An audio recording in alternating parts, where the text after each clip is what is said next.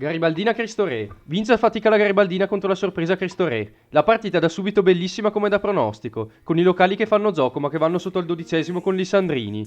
I garibaldini pareggiano al 40° con Tommaso Moser su assist dell'MVP Xeca. Nella ripresa i locali trovano il vantaggio in mischia con lo stesso Moser.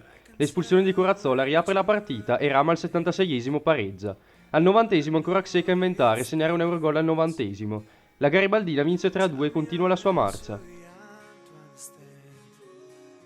Leno Montebaldo, partita ad alto tasso di spettacolarità tra le due squadre. Il match lo sblocca la Leno con Romani con una sospetta mano de Dios contestata dalla Montebaldo.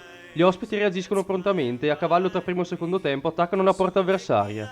Ci pensa però Michele Pezzato a raddoppiare per i suoi, ma il pressing continua e a 10 dalla fine Sartori, entrato dalla panchina, riesce ad accorciare. Nonostante l'assalto finale, la Leno mantiene il fortino grazie anche al portiere Prezzi e porta a casa i 3 punti. Finisce 2-1. Marco Trambileno. Buon pareggio per il Trambileno che blocca in trasferta la favorita Marco. La partita non è un susseguirsi di emozioni. Al 10° ci prova Simonetti di testa e al 40° Mura ci prova direttamente da calcio d'angolo, ma entrambi non hanno fortuna. I gol arrivano nella ripresa. Al 65° la sblocca Gasperotti con un bel tiro da fuori area che sibila a fil di palo. A tempo scaduto al 95° Marchiori segna il volo da fuori area e mette i conti in pari. A ripartire della partita l'arbitro fischia la fine e l'1-1 sa di battuta d'arresto per il Marco. Sacco San Giorgio Dolasiana. Vittoria di misura per i locali contro la Dolasiana. La partita inizia subito forte con il palo di Conti al 6°. Il vantaggio arriva al 41° con la rete di Valentini su assist di Redda su punizione. Nel secondo tempo non ci sono molti sussulti, ma le emozioni arrivano solo nel finale. La Dolasiana pareggia sul rigore con il suo numero 10 all'85°.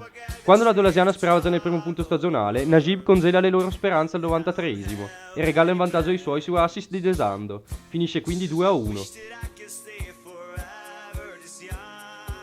Spormaggiore Valpeio. Una partita piuttosto maschia termina 1-1. La squadra ospite si schiera molto coperta dietro. A passare in vantaggio subito sono gli ospiti però, con Sluca che freda il portiere al 4° con un gran gol. Il resto della partita è un monologo dello Spormaggiore che ripropone un assalto al Fortapache. Al 40° arriva il meritato pareggio sul rigore con il numero 8. Il secondo tempo propone gli stessi equilibri, ma l'attacco non può far altro che provarci senza successo. Termina in pareggio una partita che poteva finire in goleada.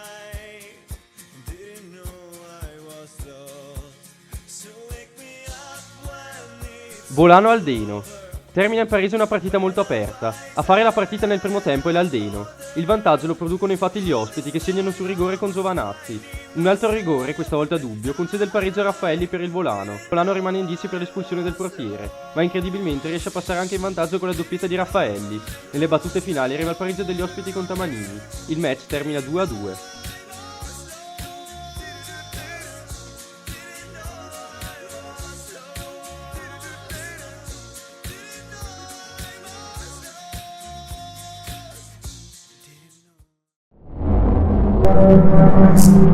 Thank you.